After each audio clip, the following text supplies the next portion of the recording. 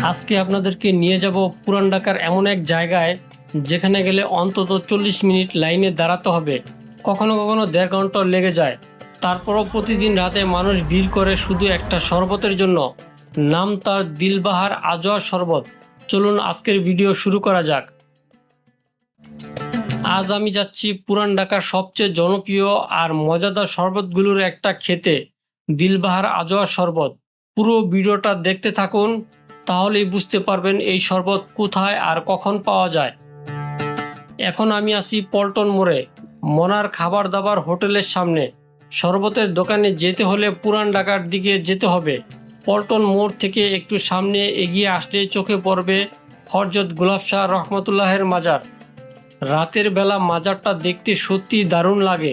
মাজার পেছনে ফেলে আরেকটু সামনে এগুলোই দেখা মিলবে পুরান ঢাকার ঐতিহ্যবাহী ঘোড়ার গাড়ির। এখান থেকে পাওয়া যায় দক্ষিণবঙ্গগামী বাসের কাউন্টার। এরপর আরেকটু হাঁটতে হবে। সিদ্দিক বাজার পেরিয়ে বংশালের দিকে যেতে যেতেই পাওয়া যাবে এই শরবতের দোকান। আরও সহজ করে বললে, পুরান ঢাকার সুরিটোলা প্রাইমারি স্কুলের ঠিক বিপরীতেই বসে দিলবাহার আজওয়া শরবতের দোকান। খুঁজে পেতে অসুবিধা হবে না। তারপর দোকানের লোকেশন ভিডিও ডেসক্রিপশনে দিয়ে দেব। তবে একটা কথা, দিনের বেলা এই দোকান খুঁজতে আসবেন না। দোকানদার সুমন ভাই আজওয়া শরবত বিক্রি শুরু করেন রাত 9:30 থেকে। দোকানের বেচাকেনা চলে রাত 12:30 পর্যন্ত।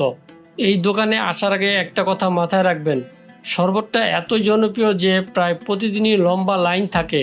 কখনো কখনো 40 মিনিট থেকে 1 ঘন্টা, এমনকি তারও বেশি সময় অপেক্ষা করতে হয়। এখানে এসে প্রথমে টাকা দিলে একটা টোকেন দেওয়া হয়, তারপর এই টোকেন নিয়ে অপেক্ষা করতে হয়। 47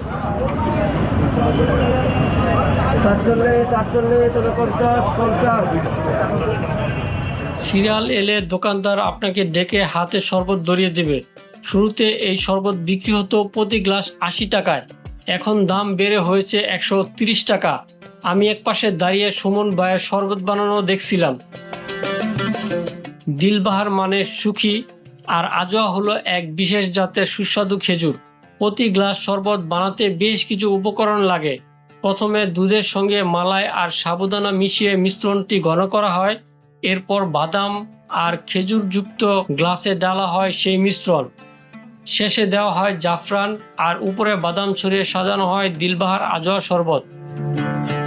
আমি বেশ কিছুক্ষণ শরবত বানানো দেখার পর লাইনে দাঁড়িয়ে টোকেন নিলাম। আমার টোকেন নাম্বার ছিল 7161। চাইলে এখান থেকে পার্সেলও নেওয়া যায়। প্রিয় মানুষের জন্য পার্সেল নিয়ে যেতে পারেন। প্রায় 40 মিনিট অপেক্ষার পর আমি হাতে পেলাম দিলবাহার আজওয়া শরবত। আহ, কি স্বাদ! খুব ঠান্ডা আর মজার।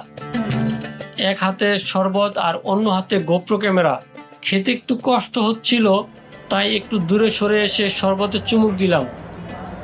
উপরে ছড়ানো কাজু বাদাম দেখা যাচ্ছে। বাদামের পরিমাণ বেশি হওয়ায় নাটি একটা ফ্লেভার পাওয়া যায়। লিকুইডটা বেশ ঘন, তাই শরবতটা শুধু পান করা নয়, অনেকটা চিবিয়েও খেতে হয়। এক গ্লাস খেলেই পেট ভরে যায়।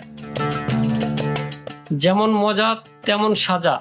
বাড়ি ফিরতে যে কয়টা বাজবে তার কোনো ধারণাই করতে পারছি না। তবে সব মিলিয়ে বলতে হয় 130 টাকার এই দিলবাহার আজওয়া শরবতটা বেশ ভালো ছিল। দামে একটু বেশি হলেও মানও খুব ভালো ছিল। আর টোকেন দেওয়ার ব্যাপারটা বেশ মজার।